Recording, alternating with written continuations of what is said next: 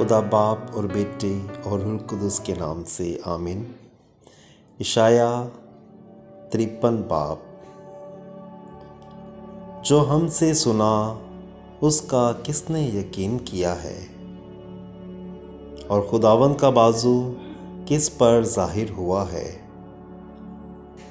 वो उसके आगे कोम्पल की तरह फूट निकला, खुश्क ज़मीन से जड़ की मानित। उसकी कुछ सूरत नहीं, कुछ हशमत नहीं कि हम उसका लिहाज करें। उसकी कुछ शक्ल नहीं कि हम उसके मुश्ताक हों। हकीर और आदमियों से मतरूक, मर्दे गमनाक और बीमारियों का आशना, ऐसे शख्स की मानित जिससे लोग मुंह मोड़ते हैं। वो हकीर था और हमने उसकी कुछ कदर ना की। यकीनन उसने हमारी ही बीमारियां उठाई, हमारे ही गम उस पर लदे हुए थे। हालांकि हम उसे मबरूस समझे और खुदा की तरफ से मारा हुआ और जलील, तो भी वो हमारी ही खताओं के सबब से ज़ख्मी हुआ और हमारी ही बदियों की खातिर कुचला गया।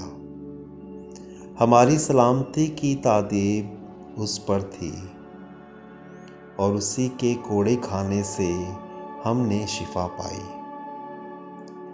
हम सब भेड़ों की मानित भटक गए, हम में से हर एक अपनी राह को फिरा। पर खुदावंद ने हम सब की बदी उस पर लादी। उस पर जुल्म किया गया, पर वो फरोतन रहा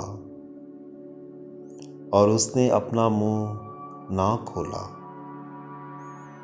वो सिबा होने वाली भेड़ की मानित और बर्रा की मानित बाल कुतरने वालों के सामने खामोश रहा और अपना मुंह ना खोला। गिरफ्तार करने और फतवा देने के बाद वो उसे ले गए।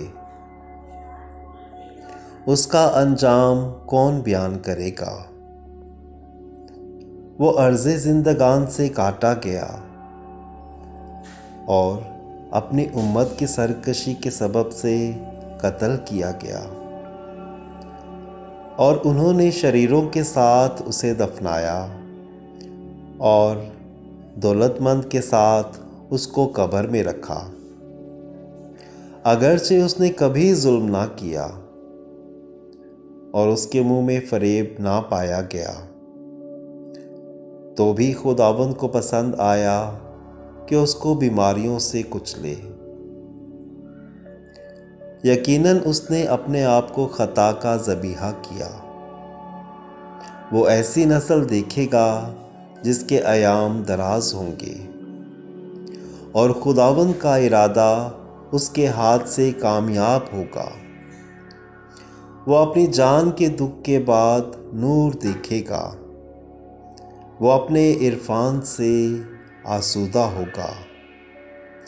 मेरा सादिक खादिम बहुतेरों को सादिक ठहराएगा और वो उनकी बदियों को उठा लेगा।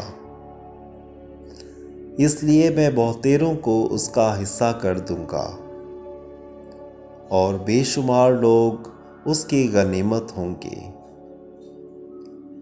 क्योंकि उसने अपनी जान मौत के हवाले कर दी और वो बद किरदारों के साथ शुमार किया गया। बस उसने बहुतेरों के गुनाह उठा लिए और वो बद किरदारों का शफी है।